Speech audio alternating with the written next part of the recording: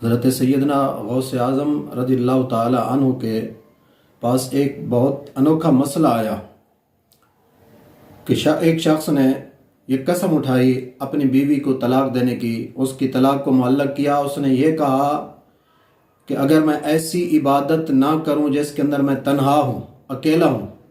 یعنی کہنے کا مقصد یہ کہ میں اس وقت صرف اکیلا وہ عبادت کر رہا ہوں، وگرنہ میری بیوی کو 3 طلاقیں ہیں، وہ 3 طلاقوں سے مجھ پر حرام۔ اب اس نے یہ طلاق کو معلق کر دیا، تو اب لوگوں کے سامنے، بڑے بڑے علماء کے سامنے مسئلہ پیش کیا گیا کہ اس کا اب حل کیا ہوگا، کون سی ایسی عبادت ہے جو بندہ اکیلا کرے۔ نماز ہے، وقت مقرر اس کا ضرور ہے، لیکن مختلف ممالک کے اندر اس کے اوقات بھی مختلف ہوتے ہیں،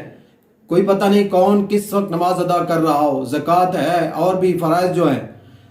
تو اس شخص نے تو یہ کہہ دیا کہ میں اکیلا اس وقت عبادت کروں، وہ عبادت کوئی دوسرا نہ کر رہا ہو، اگر ایسا نہ ہوا تو میری بیوی 3 طلاقوں سے مجھ پر حرام ہے۔ اب مسئلہ اس نے ادھر ادھر پوچھا، کہیں سے اس کو جواب نہ ملا، لیکن جب غوث اعظم رحمۃ اللہ تعالی علیہ کے پاس یہ سوال پیش کیا گیا تو آپ نے بڑے احسن انداز کے اندر، بڑے اطمینان سے، بغیر کسی پریشانی کے آپ نے اس کو جواب دے دیا۔ فرمایا اس شخص کو مکہ مکرمہ لایا جائے، بیت اللہ شریف کے اندر پہنچا دیا جائے، اور مطاف کو جس جگہ طواف کیا جاتا ہے، فرمایا اس کو چند لمحوں کے لیے بالکل خالی کرا دیا جائے، صرف اس شخص کو حکم دیا جائے کہ اب تو طواف کر۔ اب یہ طواف یہ ایسی عبادت ہے جو ہوتی بیت اللہ کے اندر ہے، فرمایا چونکہ طواف مطاف خالی ہے اور کوئی عبادت کرنے والا بھی نہیں، اکیلا صرف وہی طواف کر رہا ہوگا، گویا یہ ایسی عبادت ہے جو صرف وہ اکیلا کر رہا ہے، اس وقت کوئی دوسرا نہیں کر رہا ہے۔ تو ایک دفعہ غوث اعظم سرکار رحمۃ اللہ تعالی علیہ بغداد کے اندر جا رہے تھے، تو لوگوں کو آپ نے دیکھا، وہاں پر ایک عیسائی، ان کا راہب، ان کا بڑا رہنما جو تھا، وہ مسلمانوں کو ورغلا رہا تھا، پھسلا رہا تھا، ان کے ایمان پر گویا ڈاکہ ڈال رہا تھا۔ حضرت عیسیٰ علیہ السلام کا مقام اور ان کی شان بیان کر رہا تھا، اور ساتھ ہی ساتھ ان کی فضیلت بیان کیا جا رہا تھا امام الانبیاء کے اوپر۔ حالانکہ قرآن کا فیصلہ ہے اور مسلمانوں کا یہ عقیدہ ہے کہ ہم تمام انبیاء کرام کو مانتے ہیں، ان پر ایمان رکھتے ہیں، کسی کے بارے میں کوئی نقص، کوئی کسی قسم کی دوسری بات ہی نہیں رکھتے۔ تو حضرت عیسیٰ علیہ السلام کی وہ فضیلت ثابت کر رہا تھا امام الانبیاء کی ذات پر، اور دلائل دیتا گیا، مسلمان بھی اس کو دلائل دے رہے تھے اپنے نبی کے مقام بلند ہونے پر، فضیلت پر۔ تو آخر میں اس نے یہ کہا کہ عیسیٰ علیہ السلام جن کا میں کلمہ پڑھتا ہوں،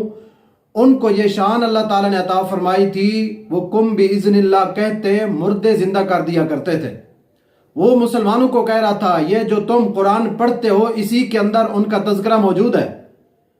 تو صاف ظاہر ہے وہ واقعہ، ان کا سب کچھ یہ قرآن پاک کے اندر موجود تھا۔ اب مسلمانوں کے پاس ان کا جواب نہیں تھا اس سوال کا، تو حضرت غوث اعظم رحمۃ اللہ تعالی علیہ وہاں سے گزرے، آپ نے اس کی یہ بات سنی، تو وہ یہ کہہ رہا تھا کہ حضرت عیسیٰ علیہ السلام کو اللہ تعالیٰ نے یہ شان عطا فرمائی تھی کہ وہ مردوں کو زندہ کرتے تھے، تمہارے نبی نے کوئی مردہ زندہ کیے ہوں تو وہ دکھاؤ مجھے۔ تو غوث اعظم رحمۃ اللہ تعالی علیہ وہاں آ کر آپ سامنے آ گئے، فرمایا تو یہ کہہ رہا ہے عیسیٰ علیہ السلام مردوں کو زندہ کرتے تھے؟ فرمایا ہم بھی مانتے ہیں، ان کا یہ مقام اور ان کی شان ہے، قرآن پاک کے اندر موجود ہے، لیکن آپ نے فرمایا بتا تو ان کو ماننے والا ہے، ان کا کلمہ پڑھنے والا، آج تو ان کے طریقہ کار پر عمل کر کے کسی مردے کو زندہ کر سکتا ہے؟ اس نے کہا نہیں۔ تو آپ نے فرمایا پوری دنیا عیسائیت کے اندر میں تمہیں چیلنج کرتا ہوں، جا کسی کو بلا عیسیٰ علیہ السلام کو ماننے والا ہو، ان کے طریقہ کار پر چلتے ہوئے آج کوئی مردے کو زندہ کر کے دکھا دے۔ اس نے کہا نہیں جی، یہ تو کچھ بھی نہیں ہے، ہم سے نہیں ہو سکتا، یہ انہی کی خاصیت عیسیٰ علیہ السلام کی، وہ کر سکتے تھے۔ تو آپ نے فرمایا پھر دیکھ تو بات کر رہا ہے میرے نبی کی ذات پر، امام الانبیاء کی ذات پر، کہا میں ان کے غلاموں کا بھی غلام، فرمایا اگر میں مردے کو زندہ کر کے دکھا دوں تو پھر کیا ہوگا؟ اس نے کہا کیسے ہو سکتا ہے؟ آپ نے کہا بتا پھر۔ وہ آپ کو ایک قبرستان کے اندر لے گیا اور اس نے پرانی قبر جا کر تلاش کی اور اس کے اوپر کھڑا ہو کر کہا یہ مردہ ہے، اس کو زندہ کر کے دکھا دیں۔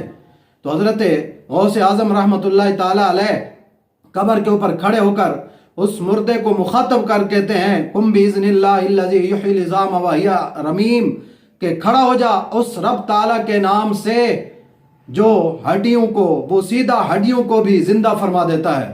تو آپ کا یہ کہنا تھا، اسی وقت قبر پھٹتی ہے اور مردہ قبر سے باہر زندہ ہو کر نکل آتا ہے۔ تو یہ آپ کی کرامت دیکھ کر وہ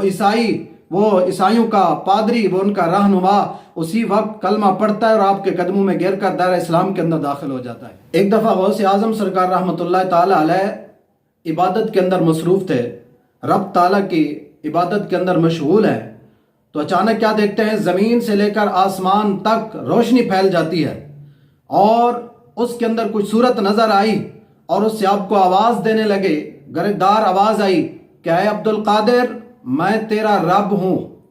اور تو نے میری عبادت، میرا ذکر اتنا کیا کہ میں تیرے اوپر خوش ہو گیا، میں راضی ہو گیا۔ اب میں نے جو تیرے اوپر فرائض تھے وہ سب کو میں نے معاف کر دیا،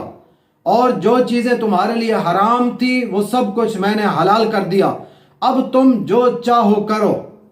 تو غوث اعظم رحمۃ اللہ تعالی علیہ نے جب یہ آواز سنی تو اسی وقت آپ نے فوراً لا حول ولا قوت الا باللہ پڑھا، فرمایا اے شیطان دور ہو جا مجھ سے۔ تو شیطان جانے لگا، جاتے جاتے اس نے پھر ایک اور آپ کے اوپر وار کیا، حملہ کیا، کہنے لگا اے عبد القادر، میں نے بہت سارے لوگوں کو گمراہ کر لیا، میں نے اپنے چنگل کے اندر ان کو لے لیا، راہ راست سے ہٹا لیا، لیکن آج تجھے تیرے علم نے بچا لیا ہے۔